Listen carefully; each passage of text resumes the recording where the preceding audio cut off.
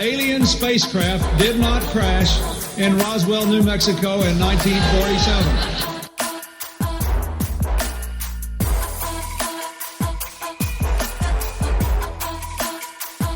You know flat earthers, I guarantee it. But you don't know who they are because they're afraid of talking about it.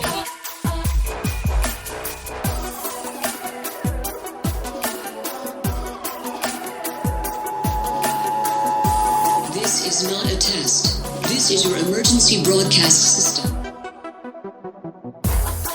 Hello and welcome to the 77th annual Subliminal Deception Podcast, your weekly dose of conspiracy theory bullshit. My name is Cody and I'm joined by my pal Phil. How are you?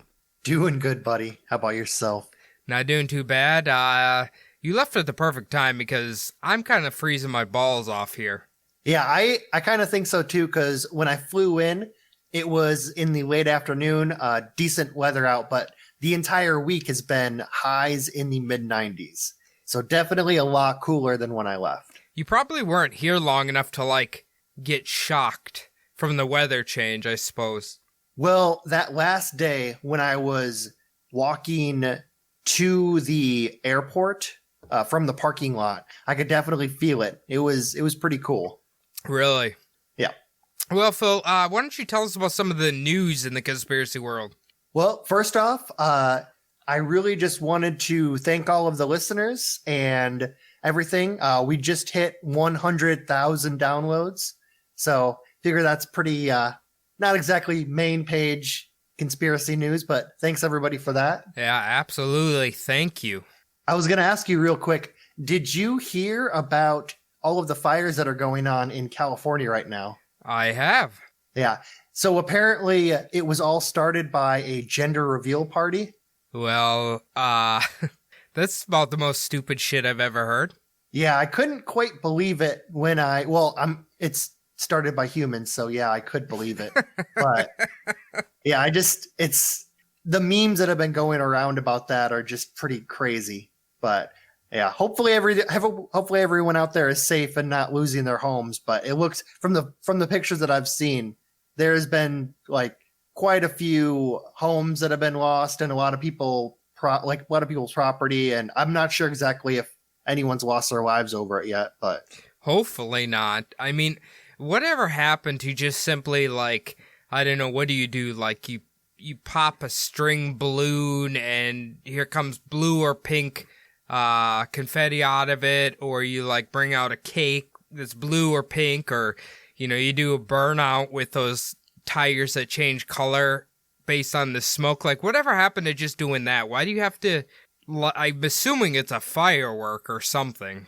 Yeah, something like that. From everything I've seen, it's usually something like what you mentioned, or a piñata, where there you go. Either pink or blue candy falls out when you break it open. Yeah, why don't we just stick to the safer means of doing those things? Because I hope whoever did this started the fire feels like a real asshole right now. Because I don't know if maybe people have gotten killed. I'm not entirely certain, but I do know there's a lot of stories of people whose homes have gotten burned down and stuff like that. Yeah. It's all about those Instagram likes, though. Getting on the social media with your video. And that's the old cynical Phil I miss. Yeah. Anyway, so Subliminal Deception actually has some pretty big news here. So first off, we finally have a website. Now, how we've decided to launch it between myself, Phil, and my partner on Bumblebutt Podcast, Adam, is we've created a network that we are calling Weirdos United Network. Now, I would assume most people who listen to these shows would consider themselves weirdos, so we felt it was appropriate. But the beautiful thing is you can log on to WeirdosUnitedNetwork.com, you can log into BumblebuttPodcast.com, or you can log into SubliminalDeception.com, and it's going to take you all to the same place. You can listen to the show from there. You can follow all our socials on there, mine, Phil's, whatever you want, the podcast social. And one of the best features, I think, what will be for this show is you hit the contact page. There's a tiny little form you fill out, and it instantly sends us an email. It makes it really easy to email us if you are not connected to us on Instagram or whatever. So I think that's really cool. And I actually did test it to make sure it works, and it works great. That's good. Yeah, I'll have to jump on there and send us off a message. The other thing is, it's that time with every podcast where it's time to launch a Patreon. And thankfully, when Phil was here, we were able to get some recordings in. Now, the mainstay of what we're going to do with our Patreon until we grow it more is Phil and I have decided to use Amazon Prime to watch documentaries, and him and I give commentary in the audio form. So essentially what the best way for you to enjoy it is, we tell you what documentary we're watching, you boot that up on your Amazon Prime, I give a countdown, you hit play, you watch it, and listen to our commentary. I think that's the best way to enjoy it. We basically don't even really pay attention to what we're talking about, what we're watching. We're just kind of roasting the crazy people on the documentary. Now, our Patreon will be pretty easy. Patreon.com/subliminal deception.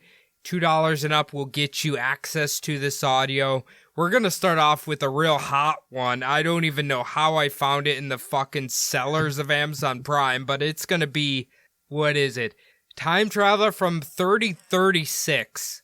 Not only is the commentary great, the documentary itself could be put into the category of ultra cringe. What do you think, Phil? Oh yeah, definitely. This is the only real way to actually put these documentaries on, is having the commentary of just people who are destroying. These are some of the cringiest documentaries you will ever see, but we promise you, it is pretty fucking hilarious commentary. So it's a great watch along. Oh yes, we had a test subject, Bianca, watch it along with us, and she was dying laughing. So our ultimate goal with this is, Phil and I want to be able to release 2 of these episodes a month. That is our ultimate goal. If some months we're too busy, we'll 100% get at least 1 out, but 2 should be completely doable. And we had quite a few of them in the tank here, and I'm telling you, I'm searching the pits of Amazon Prime to find these unregulated documentaries, and I can tell you, I don't know who the hell approved the Time Traveler one, but it has every single trope you can imagine in it. It is beautiful. Yeah, definitely. If any of you ever wanted to make a documentary about any subject, Amazon Prime apparently will just throw it up there, because these are some of they are the lowest rent documentaries I've ever seen. I can't believe these are like the pits of YouTube documentaries that are on Amazon Prime somehow.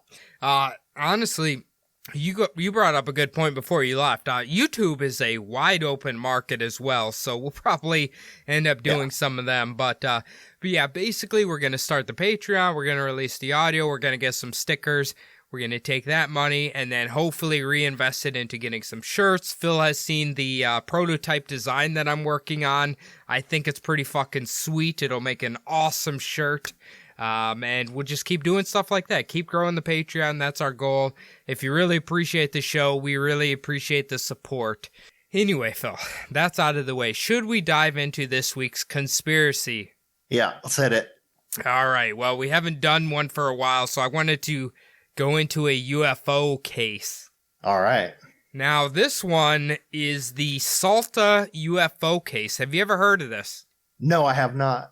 Okay, so this is a pretty big one, I think, in the community overall. It's a very, very interesting case, to say the least. Part of me thinks it has too many tropes in it to be believable, but once we get to the end of the saga here, we'll talk about that. So, the following unexplained UFO event transpired around Salta, Argentina, which is located in the northwestern corner of Argentina. Now, being that Argentina is shaped essentially like a giant sausage, I was taken back with just how large Argentina is. How the hell did they get that much land? I don't really know. I mean, maybe they just asked for it right away and they just got the biggest chunk. Kind of like Texas. They just took the biggest chunk, they felt like. You ever heard the joke, why an Alaskan person can't visit Texas? No, why? Because they get too claustrophobic. Oh, that's Yeah, in case horrible. for our foreign listeners, basically, man, you could fit like how many Texases in Alaska? Like 3 or 4 of them, I think. I think it's about 3. Yeah, Alaska's very big, even though the population's very small, and where people actually live is very tiny, which is weird. But anyway, now, by all accounts, August 17th, 1995, great year, should have been any normal day for Tony Galvano. But around 1:45 p.m., Tony spotted something in the bright blue sky. Now, Tony would describe the object that he saw as, quote, a sort of flying saucer of a bright metallic color. Now, the UFO was shooting across the skies over the Serranía region of Joaquin V. Gonzalez. I believe I pronounced that right. I thought this was kind of weird. They named I think it's like a section of the country, basically someone's entire name, right? Is that not kind of what you're getting out of that?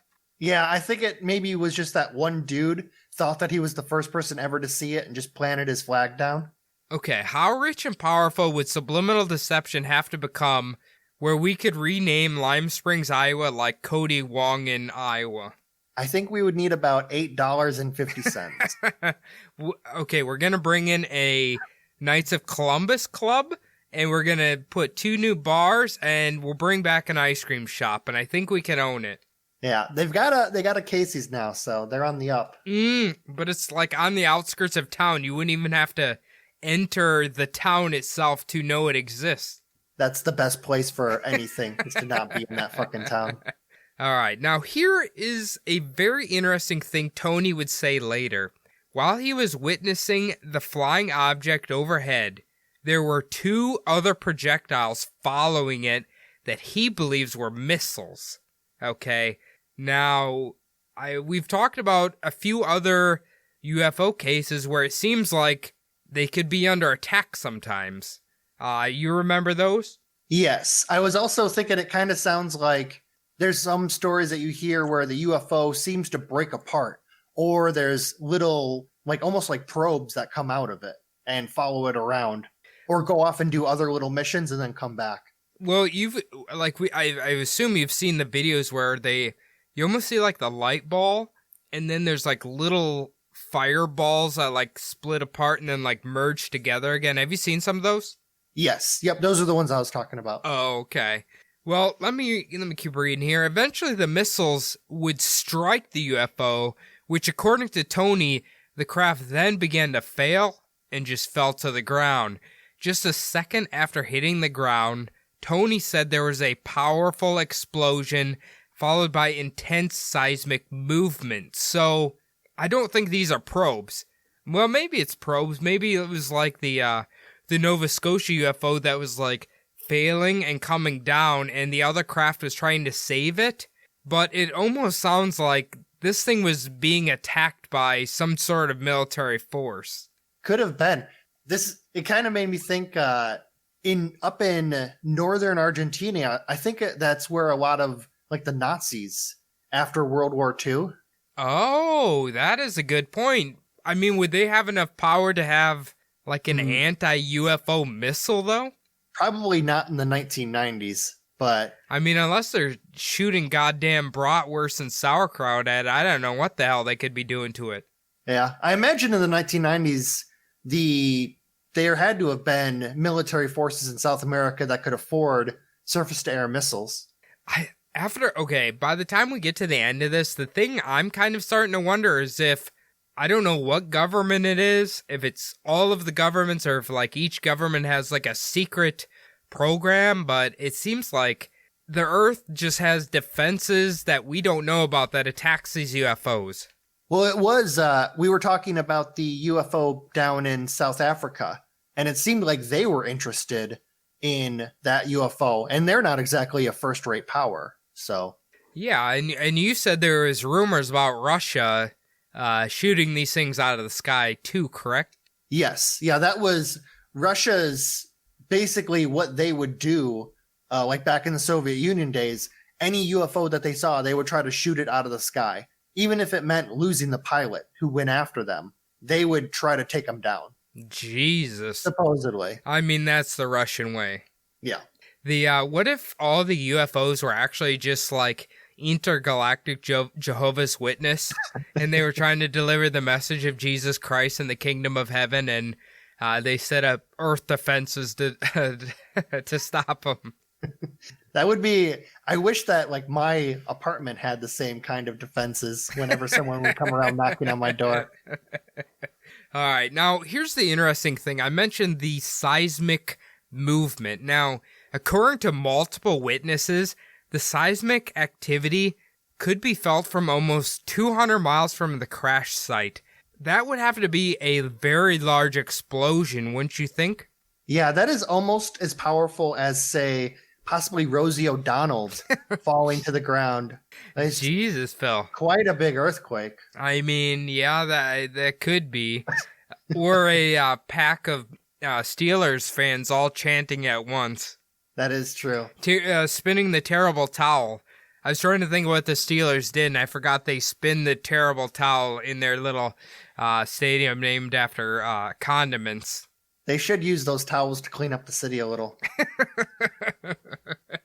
Maybe that's why they gave them out in the first place, but people are like, no, we just spin them around. That's what we do. Now, the reports of the seismic activity could be felt in towns such as Guyana, which was 16.8 kilometers. I forgot to convert this because it's a South American country. That's the distance they use. El Cabrachal, which was 27.9 kilometers away, and El Gapon, which was 73.6 kilometers. So these are all confirmed witnesses from these towns that are claiming that they felt, I don't know if it's an earthquake, but similar to an earthquake. Does South America suffer from earthquakes? I'm not even certain. Yes. Yep. Okay. There's a lot of seismic activity. It's just like the west coast of the United States. They have that. It's the same ring of fire. You know what's the interesting thing? Have you ever heard the rumor that like UFOs can kind of control natural events on Earth? Like the seismic, like earthquakes and like volcanic eruptions and stuff like that? Creating hurricanes, like making them more intense, or earthquakes, volcanoes. Yes, I have heard that. Would it be interesting if the crash was failing, it crashed, and then whatever part of the ship controls events on Earth malfunction and cause an earthquake as well? That'd be kind of crazy. Yeah, if they had a little earthquake gun. Yeah, like you've watched the Nikola Tesla documentaries, have you? And they claimed he had one of them? Yes. It's kind of interesting. I think they claim that he got all that shit from the Akasha record. So if the aliens do also have access to that, or they put that on there, maybe that's where he got it from. Would you, if they showed you that, would you ask them who you've been in a prior life? No. I wouldn't want. It'd be somebody boring. It'd be probably some fucking drunk farmer who got his arm ripped off in a machinery. What if you used to be Charlie Chaplin? I highly doubt it. Anyway, continuing on here. Now, shortly after this, multiple witnesses claim they started to see a thick column of black smoke begin to rise into the sky. Naturally curious, several residents began to descend upon the scene to check out what the fuck was going on. Now, Tony Galvano apparently ran to the airstrip to jump into his Flystar airplane to begin investigating for himself through the air. Now, Tony said that thick, dense smoke was just so thick and bad he couldn't make out anything that was happening on the ground. So he took 3 passes over the area and just simply couldn't see anything. That is how thick the goddamn smoke it was. Plus, he thought it was getting just a little too dangerous to continue flying through the smoke, so he landed the plane. Plus, he figured if the smoke was rising up, it's too thick, maybe he can get a better look at this object from the ground, which I kind of feel like he should have done in the first place, Tony. Well, he probably thought he could have gotten the best look from it, especially if you're a pilot. That's probably your first inkling. True, that is very true, but man, like, think of all the different types of fires. The thickest clouds of smoke I can think of that I have witnessed personally is like, if this is illegal, I understand that, but if a bunch of rednecks are burning car tires, Yep. yeah, I was gonna say, like, but I don't know what could be burning in the ship that could be causing this much smoke. Otherwise known as either of our farms on a Saturday afternoon. Oh yeah, your pa wasn't opposed to burning some tires? No, that's the Cresco way. That's that's the Iowa way. And then he would always like freak out if he saw a cop car like on the road, on the highway down the road, like driving by. It's like everyone does it. It's fine. I don't know. Was he like, them damn liberals are trying to stop us from burning tires. This is how NWO's gonna start. No, he wasn't like that. He was just doing it for convenience. Now, Tony Calvano must have been also listening to the local radio, because he would later take note that call after call after call was coming in from multiple witnesses, all basically saying that they didn't know what the object was, but they were certain that it had been shot out of the sky. Now, this seems to be a very common thing with UFO, like very large UFO events. Like, the witnesses are just coming out of the woodwork, which I think gives it a little more validity. Yeah, definitely. It is great when they call into a radio station. You really hope that radio station was recording these phone calls coming in. The sad thing is, a lot of the times these tape recordings automatically get written over in 6 months. Well, goddamn well, the radio company isn't going to pay for more tapes or anything. Oh, definitely not. No. It costs money. The thing I was thinking, like, this is Argentina in 1995. I don't mean to disparage the country at all, but I'm assuming they're not flooded with goddamn pop radio or Metallica radio or any of that shit like big cities have, where you can't listen to anything else but these. I assume this is like a legit homegrown radio station that's taking calls in. It's just the same mariachi band playing the same 3 songs over and over again. Okay, you had to go there, didn't you? Possibly, yeah. It's a very, it seemed like from the pictures, it was a very small town. It's a fairly small town. So, do you remember goddamn Cresco's radio station? Ugh, no. Yeah. We always skipped right over it. See, it was fucking horrible. But all they played was like old, like really old songs that I'm assuming were license free. Yep, exactly. And they had high school kids running the station, and it wasn't great. No, it wasn't good at all. Now, once they were on the ground, Tony organized a search party with other concerned citizens who cover large expanses of territory, but they claim they could not locate the object that had been shot out of the sky. Now, 2 days later, Tony once again took to the skies to see if he could possibly see anything again. I would assume the smoke's gone by this point. Yes. This time, Tony claims that he had came upon a very, very large impact print, which was around 3 miles long and about 600 meters across. Now, damn. This would have to, if it was 3 miles long, that would have to be the goddamn mothership from Independence Day. Like, I'm assuming that's a skid mark, wouldn't you? Yeah, it must have skidded like a motherfucker for 3 miles. That's crazy. But also, I was listening in to this and just kind of thinking, this Tony guy really took the initiative.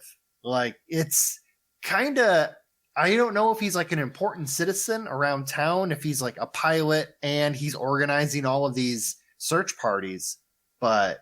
Well, okay, it's either two things. He's really bored and he wants to find out what it is, which is probably what I would do or you would do, or number two, he's grandizing his role in this whole thing. That's what I'm thinking. Yeah. So he's definitely putting himself over, making sure everyone knows that he was the man in charge of this whole operation.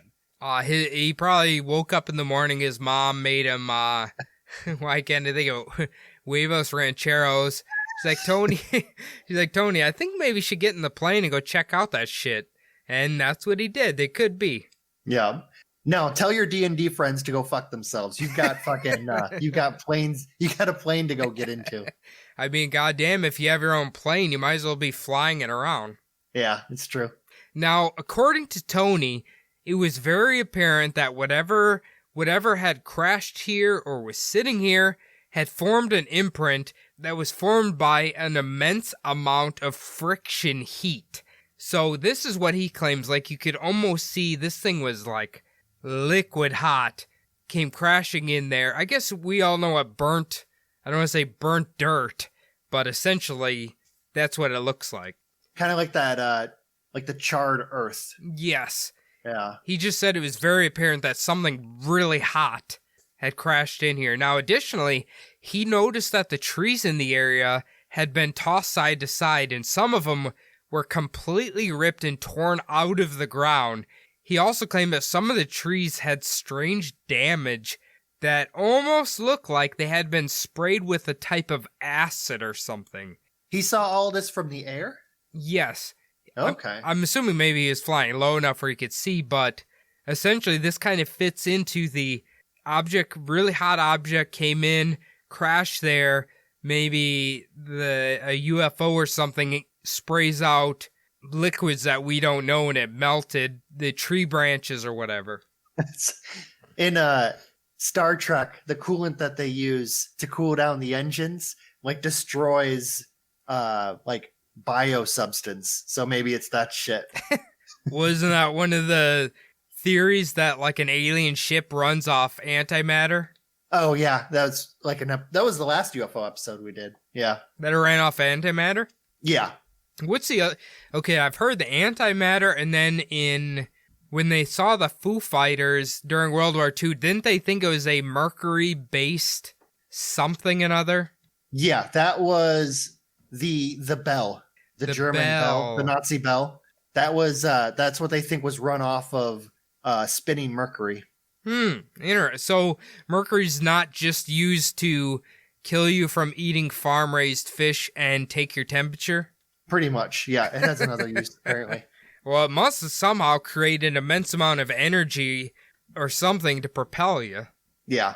Well, I mean, it's the spinning liquid metal that when you, like all of the electricity or whatever that comes off of it. You know what? The magnetic force. Oh, right. I didn't even think about that. That's a good point, Phil. That's why we got you here, because you're the smart one. Yeah. Well, I like to think so, but I'm probably not. That reminded me. So you remember, I don't know how long it was, a few weeks ago, I was talking about how they're learning more about the Earth's core. Yes. So I was reading an article that they actually think the Earth's core is like cooling down or something. Yeah, I saw that there's the electromagnetic field in the southern hemisphere is getting weaker. Really? Yes. There's like a spot opening up where the magnetic field isn't as strong as it used to be. But they also think that it might just go through phases. You know, it's funny, you covered Antarctica last week, and I don't think I brought this up, but in that book I read where they think Atlantis is underneath Antarctica, they think one of the main reasons is the Earth, I think it was 13,000 years, the polarities shift. Yes. And then that causes extreme weather to shift. So like Antarctica would have been warm at one point, but then when it switched, it got frozen over. Yeah, the great documentary 2012, they were talking about that. Is that where well, in the book, this is in 2004 or 5 I read it, so they copied it from the book, goddammit. Yeah, in the movie, the polarity shift made the North Pole, I think it was over Wisconsin. So, not much change there. Yeah, yeah. Let's move to North Pole there. They need a little joy. Yeah. Now, okay, so this is really interesting, too. Tony claimed that while he was flying over the crash site, almost out of nowhere, his plane just started malfunctioning. It started losing altitude, and his engine started sputtering out. So he had to make a quick emergency landing. This is interesting. I feel like I've heard this from UFOs before, that they can almost like make equipment not work. Disable. Trying to think what a 1990s plane, like You would have to have some electronic in it. Yeah, the electronics. I can see that. Okay. It's not just a regular gas engine with a propeller on it. Okay, think about all the abduction cases you've heard of, like somebody's driving and their car just dies, and then they like teleport to the future 45 minutes later. Yep, all the Right. lost time. Right. So Tony, I guess, was brazen enough. He landed his plane. He walked to the actual crash site itself and grabbed a little dirt to have examined. Now, this is, I think, really interesting.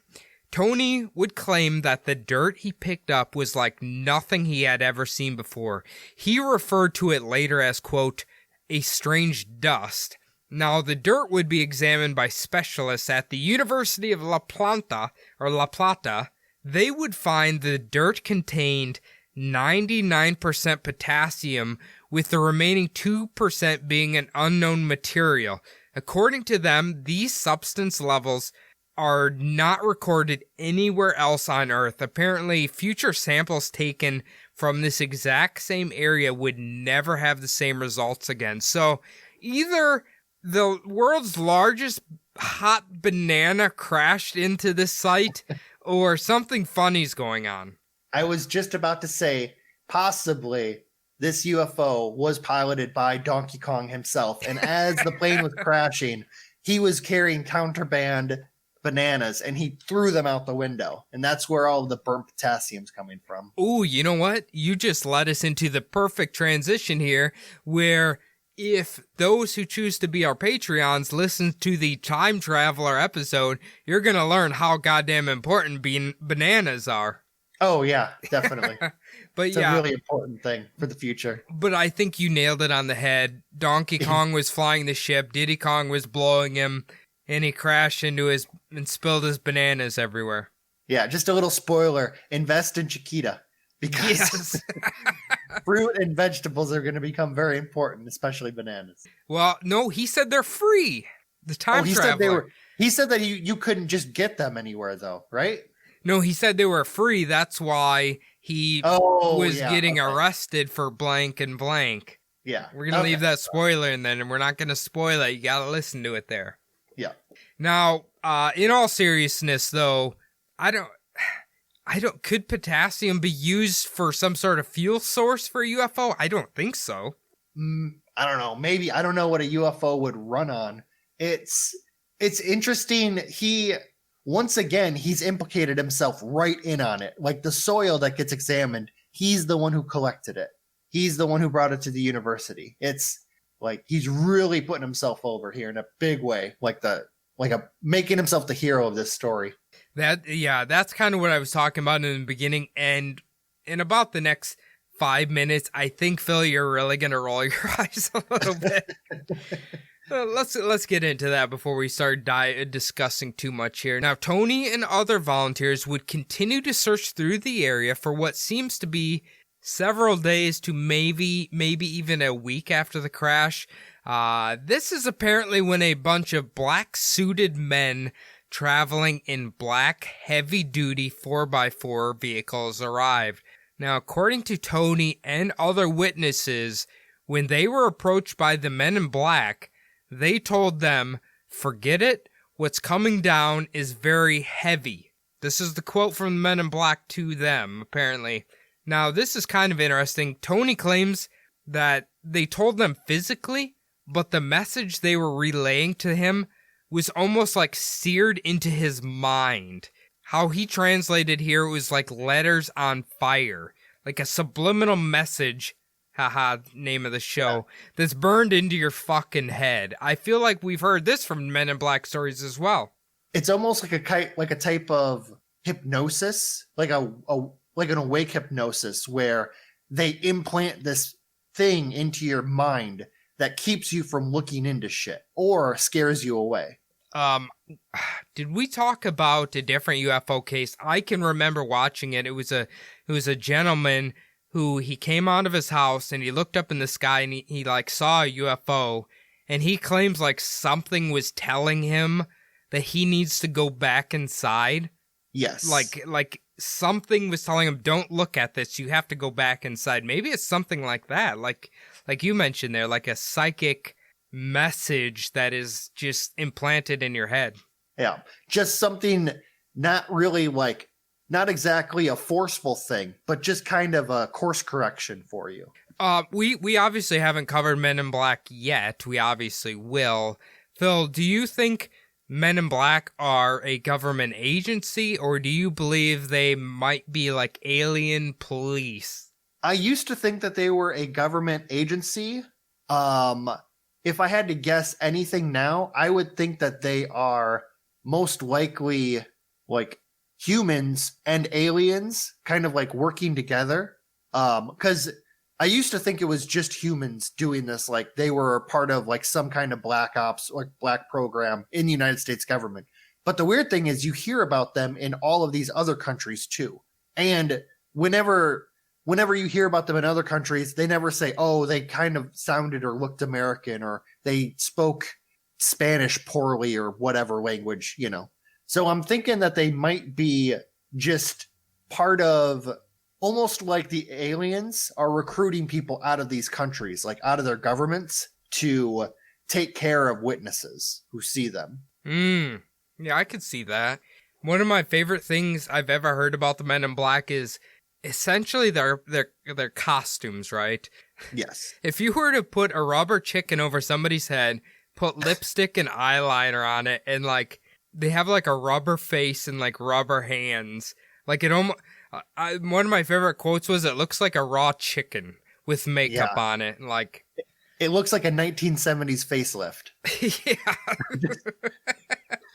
Really surprised look. Actually, you'll probably look like God, what is his name from The Room? We just watched it. We were making fun of him because he has like a million. Tommy Wiseau. No. His best friend in the movie. His best Mark. friend in the movie. Mark. The actor who plays Mark has like so much plastic surgery. He looks like a Ken doll. Oh, you mean what he looks like right now? Yes, in real life. Oh, okay. Yeah. Might, the picture you showed me. Yeah. He might actually be a Men in Black. It looks like he's wearing like a wig in someone else's face. All right. Now, after the initial event with Tony being approached by the Men in Black, Tony claims he started to receive very strange phone calls, like we have heard several times in the past from Men in Black encounters. He would get the call, the person on the other end would greet him, and then just remain completely silent, and you might hear them breathing on the other end. I know 100% I have heard this before. Yes, definitely. I grew up, obviously, we were board farm kids. I had a lot of brothers, so we made a lot of prank phone calls, and this is kind of what it sounds like. You used to just call people and breathe really heavy? Well, when we used to like call them and, you know, sometimes we would just say hello and not say anything. Or sometimes we would try to say something funny, but it kind of sounds like a prank phone caller is what I'm saying. But you have heard this in Men in Black cases before. Yes, I have. The intimidation factor. The energy weapons case you covered. Didn't they do this to people? Yes. Oh, that was that was so long ago. That was targeted individuals. Yes. It was a way to like gaslight them and fuck with their head. Yep. Now, apparently after a while of receiving these phone calls, Tony Galvano decided he can't take it anymore, and he just got up and completely moved out of the area from the harassment of the Men in Black. Now, Tony claims from the residents that did stay in the area, the Men in Black remained all around this area for several years after the crash. So Tony's kind of like the main character, but he's claiming there's a lot of other sources that kind of back him up in it. But after Tony finally found out that the Men in Black were gone, he decided to return to the area and continue his investigation, but he didn't seem to find anything else, almost like maybe they cleaned it up, they finally contained it, they finally hid it. I don't know. That's kind of what Tony's saying. So what do you think? What do you feel about Tony's side of the story right now? Well, obviously, like we said before, he really does implicate him in a lot of the things that went on, including a lot of the Men in Black encounters. It's kind of funny to think about, like you said, that the Men in Black stuck around for 2 years. Thinking about them getting cheap apartments, you see them at the grocery store with their fake faces on, and that image popped into my head. But Yeah, I mean, if it's true, then it's a lot like all the other stories that we hear about people being scared out of town or scared out of their homes by the harassment. But it doesn't sound like they were giving him, it sounds like they were giving him like the level 1 of harassment. It wasn't quite like what you hear sometimes where they would break into his house or, cut the fucking tires on his car or do some, the vandalism shit. Maybe or the scare tactics. Maybe he left before they had to escalate to that point. Yeah, that's true. Now, I'm going to talk about a completely different UFO event, but I have like a grand theory after we hear this UFO event, combining it with the other ones. Let me tell you about that real quick. Now, we're going to talk about the Barlow incident. Now, interestingly, around the same area, about 2 weeks prior to the alleged Salta UFO crash, on August 2nd, 1995, the following event transpired very early in the morning. Apparently, a pilot was approaching the Barlow airport in the foothills of the Andes Mountains. Now, this is when he was approached by a very bright white flying saucer coming at him at a very high rate of speed. Now, according to the pilot, he quickly maneuvered the plane just off course to avoid an imminent collision. Now, this event was also witnessed by several people on the ground as well, including the Argentinian military. The other interesting thing was that when this bright flying object went over the airport itself, multiple power systems and computers began failing, and the city itself had sections that suffered major power outages. Now, I kind of think this might be the same craft that Tony witnessed. Think about it. That craft crashed, caused his plane to start to suffer failures within it, right? Yes. And if this craft flying over the city and the airport caused all of this damage, you would definitely think, and the Argentine military had witnessed this, you would definitely think that they would go after this craft if it ever came back. Which, if it did come back, they might have been the ones who shot the missiles at it. That is exactly what I was getting at. We have a little more to the story here, but that's kind of what I think happened, honestly. But let me get to that point here. Now, the pilot almost had his first near collision with this thing, but the craft once again would come in front of the airplane. The pilot had to once again maneuver the plane out of the way to avoid it, but according to him, this time the craft turned with him. The plane and the UFO were then flying side by side for several moments. This is when the pilot noticed the UFO had 2 green lights on both ends of it, with an orange light that would connect between the 2 green lights in the center of it. After being followed for about 3,000 feet, the pilot started to actually land the plane in the airport. It seems like this is when the UFO rose at a high rate of speed and then just completely disappeared into the sky. Now, like you said, this is kind of my rope theory, that maybe this is just a nuisance UFO, or I don't know what the hell it's doing, but when they finally located it 2 weeks later, the Argentinian military, or whoever controls this shit, decided to shoot it down. Yeah, well, I mean, there's a lot of different theories about what the fuck are these UFOs doing? And if you think about it like a human, if you're walking along, you're on one of your walks, and you see a squirrel. You see a squirrel thousands of times, right? You see squirrels all over the place. Sometimes, every once in a while, you just kind of stare at one for a couple minutes and watch it running along or in the trees, something like that.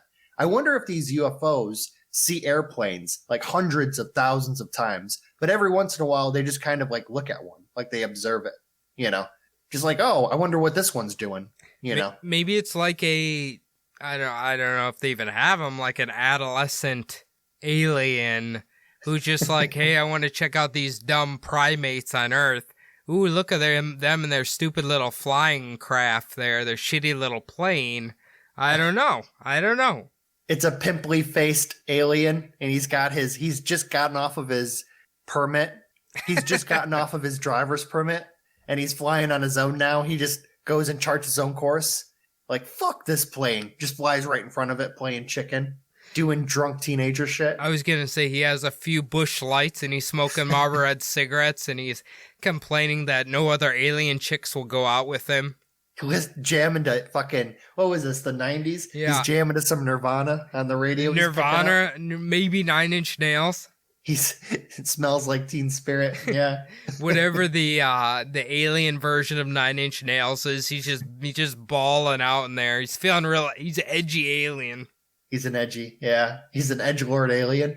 Okay, but in all seriousness, that's kind of the theory that I kind of think happened. I don't. It's just such a weird series of events that you had one UFO harassing, I guess, the pilot, and then 2 weeks later, you have a UFO crash that's allegedly been shot down by 2 missiles. Although, like we said, you kind of pointed that Tony, I don't know, maybe he has an active imagination, but there's a lot of other witnesses as well. He's just kind of, it seems like the main guy that everyone talked to, maybe in the retelling of what happened. You know, almost every single UFO event has that one person who's kind of like the front runner for the story.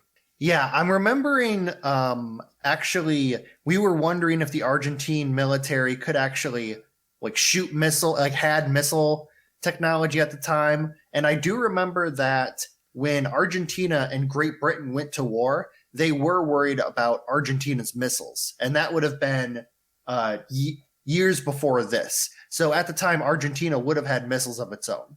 I don't know if they would have been sophisticated enough to shoot a UFO out of the sky, but I do believe they would have had missiles.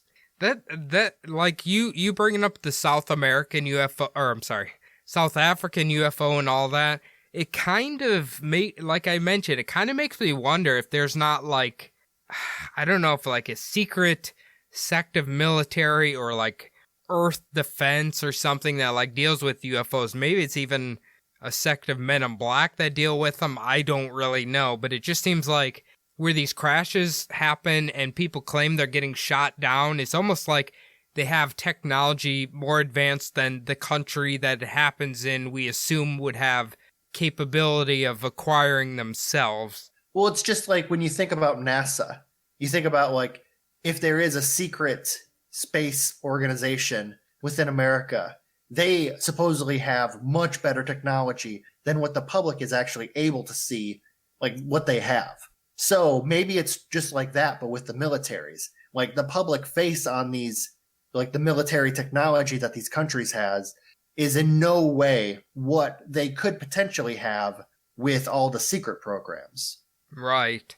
See, I think that's the ultimate question. Most of the time, I'll be honest, most of the time we're pretty cynical on this show about conspiracies, but something about UFO events and crashes, I don't know. Sometimes I give them a little bit more of a leeway for actually being possible, because let's just consider, what does Tony have to gain out of making all of this up? Or other witnesses? It was in the 90s, so it's not like he could become internet famous. No. Or maybe AOL.com famous. But yeah, I mean, maybe locally he could be, become more famous. You would think you almost wouldn't want to come out with this shit because you would get tormented after a few years when everyone's just like, oh, I heard about it, but it's bullshit, Okay, if you saw a UFO crash, let's say out of your apartment or something, would you tell people right away?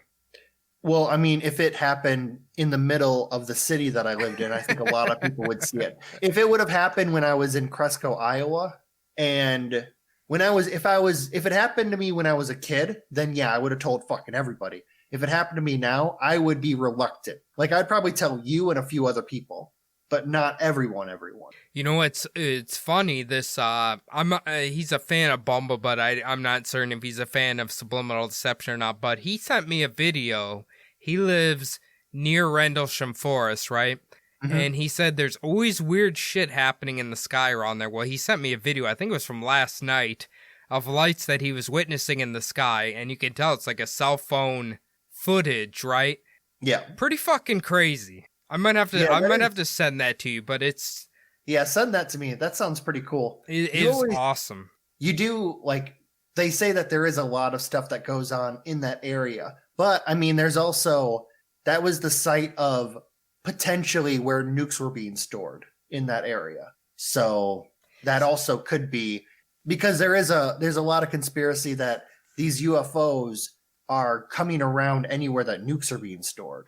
I've kind of warmed up to that theory too, that like aliens come where the nukes are to secretly disarm them, so the humans on Earth don't like blow up the Earth or kill everybody on the Earth or whatever. Keeping the planet nice for themselves. Yeah, basically. For the eventual takeover when we all turn into slaves. So basically, Barry Soetoro and Hillary Clinton are flying around disarming nukes so they have fresh blood. Yeah, no wonder they're trying to save the environment, keeping it nice for the elite. You saw that Bill Clinton meme I sent, right? Yes. Ooh, he does look rough. I think he has cancer or something. I don't know, but it kind of looks like that. But anyway, Phil, if anybody wants to contact us, where can they do that? They can hit us up on our email, subliminaldpodcast@gmail.com. They can also hit us up on our website. Subliminaldeception.com, yes. Well, no. So, yeah, subliminaldeception.com. And they can also get to us on, is it WeirdosUnitedNetwork.com? Yep, WeirdosUnitedNetwork.com. It'll all take you to the exact same place. Yes. Probably the best way so far until this website gets fully up and running is on our Instagram, Subliminal Deception Podcast. We've heard from actually quite a few people in the last few weeks since Adrenochrome. Thanks for that.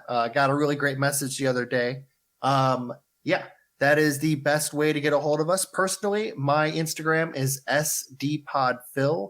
Since pandemic, I've actually started putting stuff up on it. So yeah, get to me on that. Cody, you got one? Yeah, follow my personal Instagram at Cody'sAbub. I'm always posting crazy people, conspiracy things from the internet. It's kind of fun. The other thing is, guys, if you really like the show, feel free to support us on patreon.com/subliminaldeception. We put in a lot of work in this show, and we really appreciate it if you would support us. And I guarantee you will love the audio watch-alongs. They're great. The other thing you can do is to log on to iTunes, leave the show a 5-star review, type whatever you want, doesn't really matter. Type something about how you were offended by Adrenochrome's episode. Those are always fun. Otherwise, if you are a Spotify user, just hit the follow button, and you'll always be updated when we drop the newest episode. Otherwise, guys, I hope you enjoyed this is almost like a refresher. Nice refreshing blast of a UFO case. Otherwise, we'll see you next week. Thanks, guys.